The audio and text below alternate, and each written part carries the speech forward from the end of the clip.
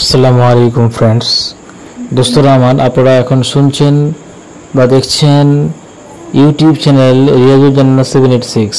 এখন আজকে আমি আপনাদের সঙ্গে আলোচনা করতে চাইছি আল্লাহর সঙ্গে হযরত মুসা আলাইহিস সালামের কথোপকথনের স্থানের পর্যটন কেন্দ্রের বিষয়ে।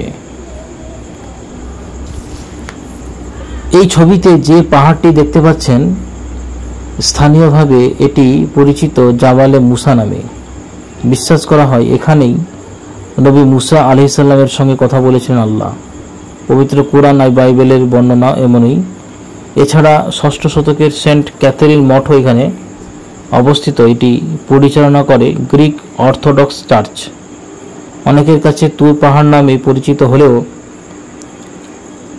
এর প্রকৃত নাম কি? এর প্রকৃত নাম হলো সিনাই পর্বত। আরবিতে যেটিকে বলা হয় তুরে সিনাই। আরবিতে তুরের অর্থ পাহাড়। বিশেষ ধর্মীয় গুরুত্বের কারণে এই স্থানের আলাদা আবেদন রয়েছে মুসলিম, খ্রিস্টান এবং ইহুদিদের কাছে, যে কারণে সারা বছরই এখানে এই তিন ধর্মীয় সম্প্রদায়ের মানুষের আনাগোনা থাকে।